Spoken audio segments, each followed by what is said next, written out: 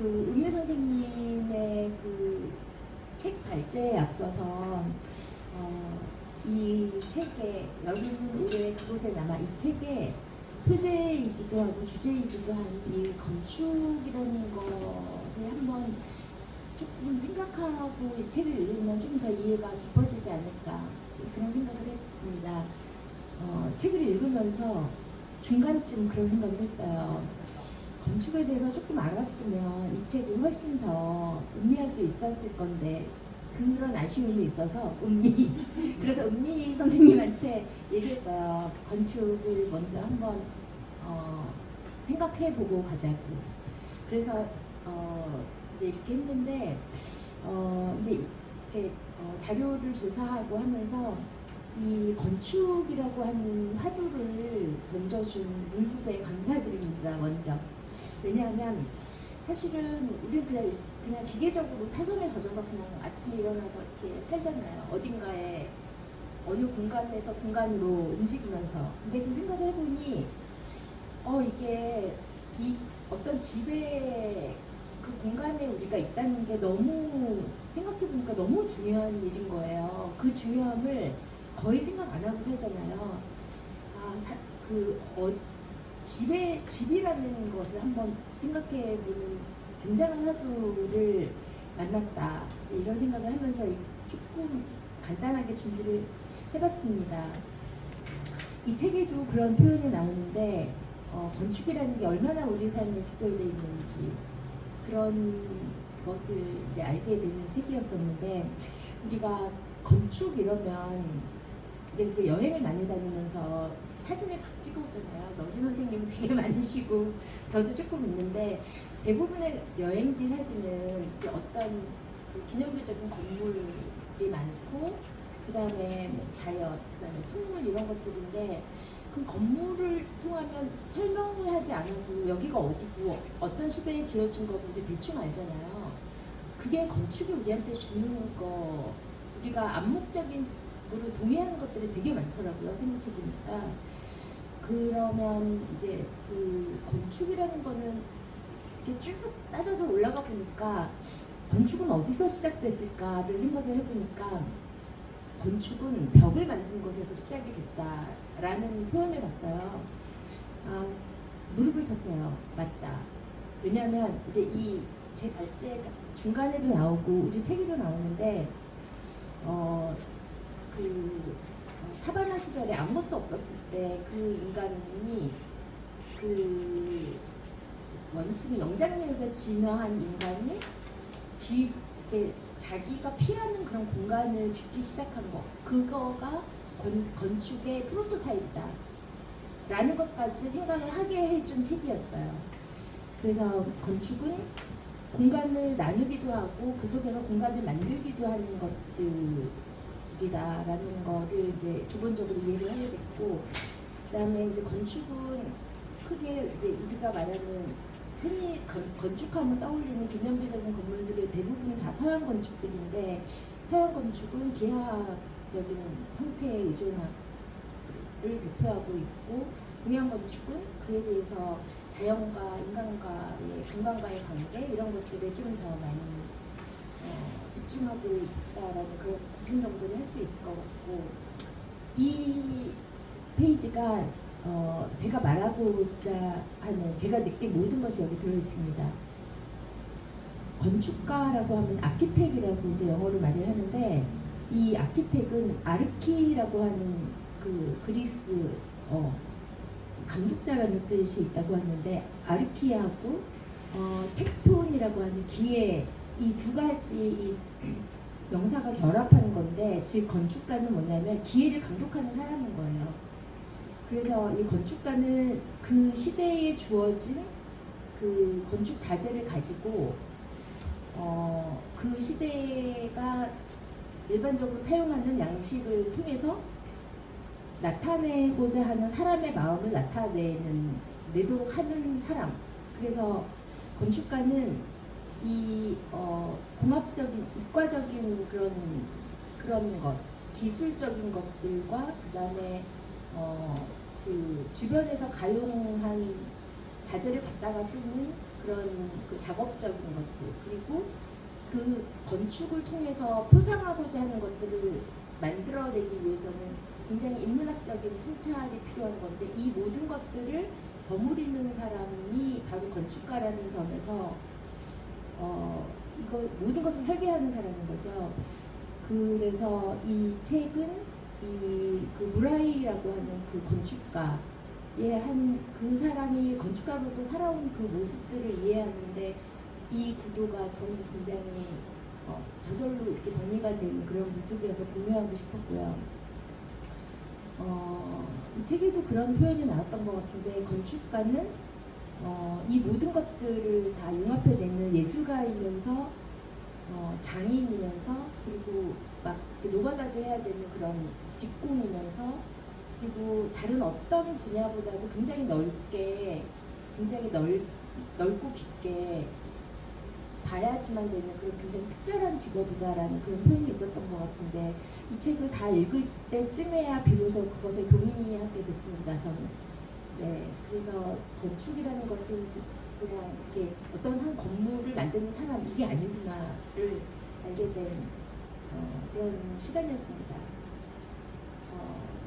그러면 아까 말씀드린 것처럼 그 건축이 처음에 만들어진 거는 그 원시 시대에 그냥 자연에 살던, 비가 오면은 바위 밑으로 피했던, 거기서 시작했던 사람들이 여기 이제 사진을 어디서 가지고 왔는데, 그 동굴에서 살던 사람들이 이렇게 움막집, 그거를 수열 주거라고 하더라고요. 그 움막집을 지어가지고 이렇게 가족 단위로 이렇게 살기 시작을 했는데, 우리 책에 너무 매력적인 표현이 있어가지고 가지고 왔는데, 이렇게 자기만의 공간을 가지게 되는 그 순간이 인간의 마음에 싹 트는 순간이다라고 작가가 썼는데, 그 부분에 대해서 정말 굉장히 많이 공감을 했고, 그래서 이 인간의 마음이라는 거는 작게는 자기 개인의 마음이고, 크게는 권력이나 아니면 신이라든지 이런 것들을 나타내는 어떤 방법으로서 건축을 이렇게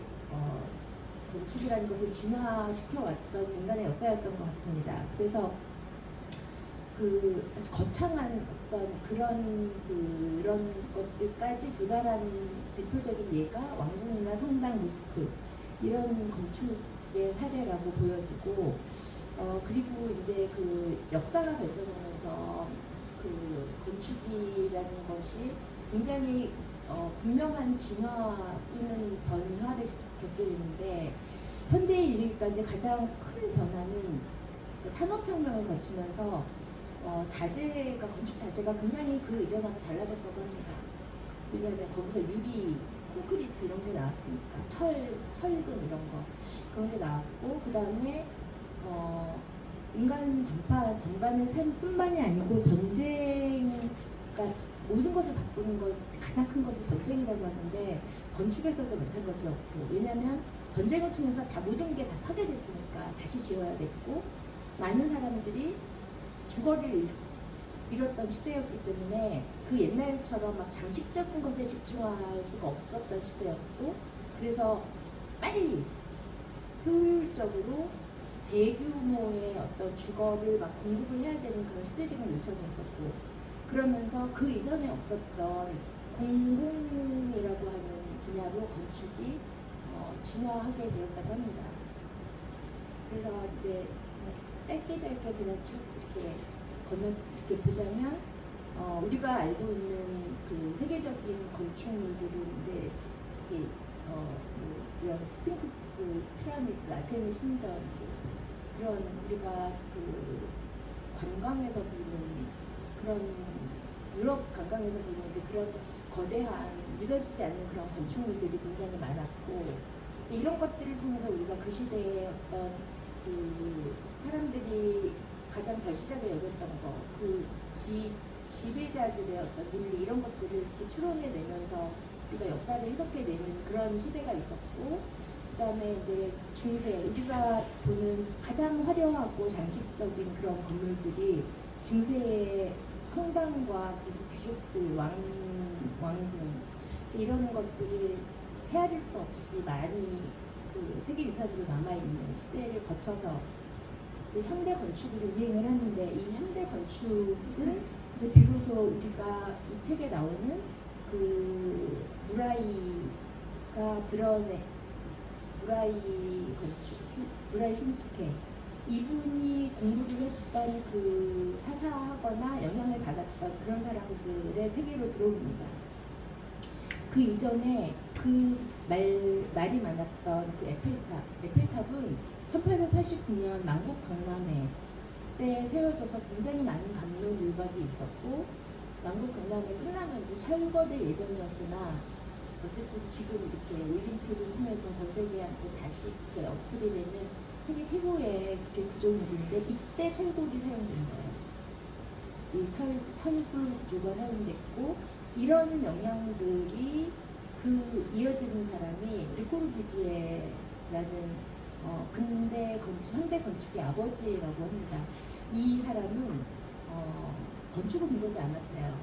건축을 공부하지 않았는데 이 사람은 그 시대의 전쟁 이후에 그리고 산업혁명을 거치면서 그 기업과 경제는 굉장히 화랑이고 부자가 되는데 거기에 종사하는 노동자들이 굉장히 그 주거가 비위생적이고 열악한 것들을 눈으로 보면서 이 사람 자체도 굉장히 하층민 계층이었다고 해요. 돈이 없는 사람이었고 그래서 이제 이런데 그 각별한 애정을 가지면서 건축이라는 거는 사람이 행복하게 사는데 이바지해야 된다라는 그 시대에 굉장히 놀라운 그런 정신을 건축을 통해서 구현을 해서 나중에 굉장히 많이 인정받았던 그래서 이제 우리가 현대에서 우리가 살고 있는 그런 아파트 고층 그러니까 도시에서 녹지를 만들기 위해서는 고층 건물을 지어야 되고 철골 구조를 지어야 되고 돈이 많이 들지 않도록 해야 되고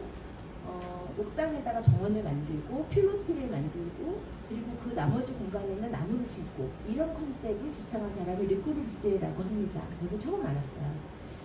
그래서 이제 르꼬르비지에는 사실은 연대기로 보면 그 미국의 프랭크 로이드 라이트하고 거의 비슷한 시대인데 프랭크 로이드 라이트가 르꼬르비지에의 영향을 많이 받았다고 합니다. 이런 철골과 유리 이런 것들을 사용하는 데 있어서 많은 영향을 받았는데 그때 유행하던 건축 사조가 세계 건축이라 그래가지고 그 이전에 아까 우리가 중세 건축에서 봤던 되게 장식적이고 화려한 그런 것들을 지향하고 많은 사람들의 복지를 생각하는 그런 건축물을 이행하는 과정에서 르꼬르비지에가 이제 전 세계적으로 굉장히 큰 영향을 끼치면서 영향을 받았던 시카고 학파라는 데가 있었는데 거기에서 굉장히 많이 활동을 했었던 사람이라고 합니다.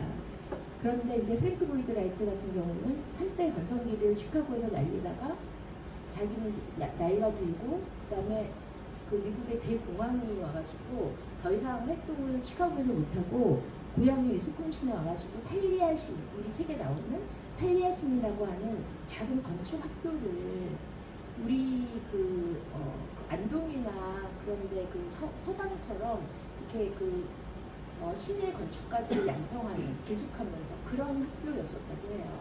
거기에 만들어진 가장 대표적인 건축물이 바로 이 낙수장 폴링워라고 하는 큰 폭포 위에다가 건물을 이렇게 지어서 건물은 자연과 유기적이어야 된다라고 하는 그 철학을 굉장히 고집스럽게 주창했고 그래서 이 브라이에 보면은 탈리아신 얘기가 되게 많이 나오고 브라이가 계속 자연과의 유기적인 것들을 이야기하는 것들이 이 프랭크 로이드 라이트의 탈리아신에 있었잖아요.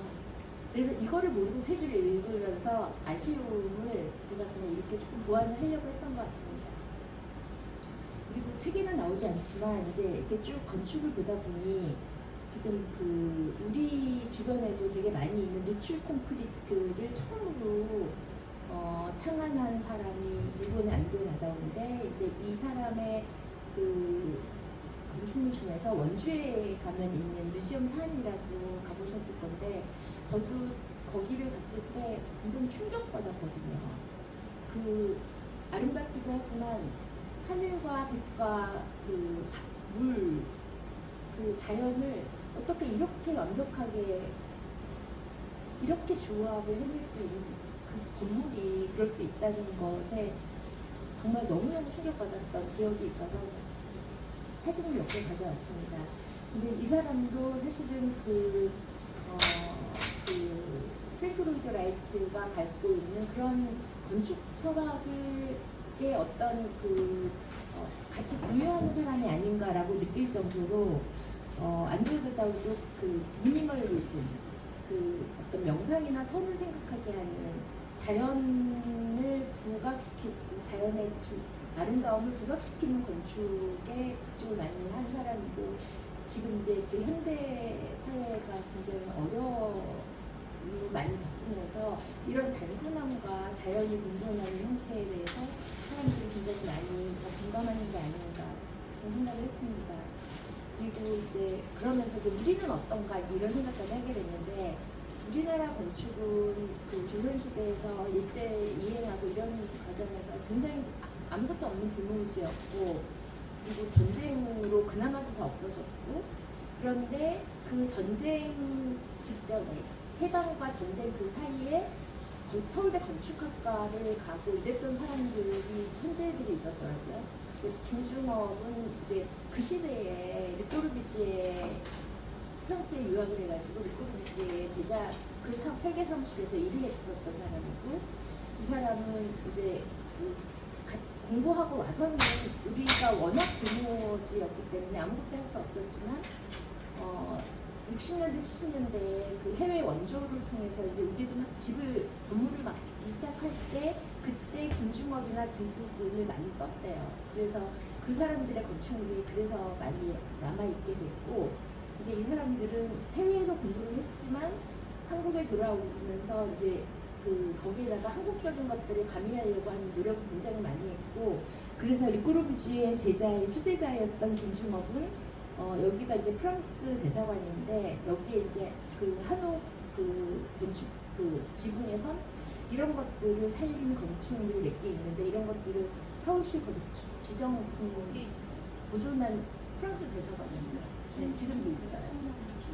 충정로. 네. 그래서 이제 이런 건물들이 있고, 특히 이제 김수근 선생님 같은 경우는 여기 창덕궁 그 옆에 현대사옥 그 옆에 공간사옥 아직도 있는데, 공간이라는 회사는 망했다고 합니다. 그런데 이 공간을 만들었던 김수근 선생님이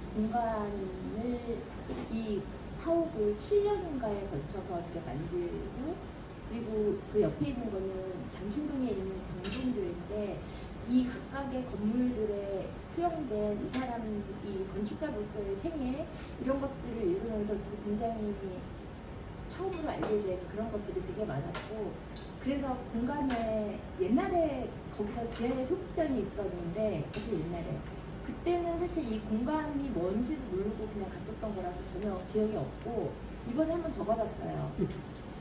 덕분에. 그래서 공간에 대해서 굉장히 한 사람이 남긴 이 위대한 정신을 구경하고 왔습니다. 굉장히 좋은 기회였고, 그래서 다시 내가 살고 있는 이 집으로 다시 돌아오면서 집은 몸을 쉬는 곳이지만 그 몸을 쉬는 그 공간에 내 마음도 들어있는 거라서 뭔가 마음이 풍요롭고 편안한 그런 집을 다시 꿈꾸게 되었습니다.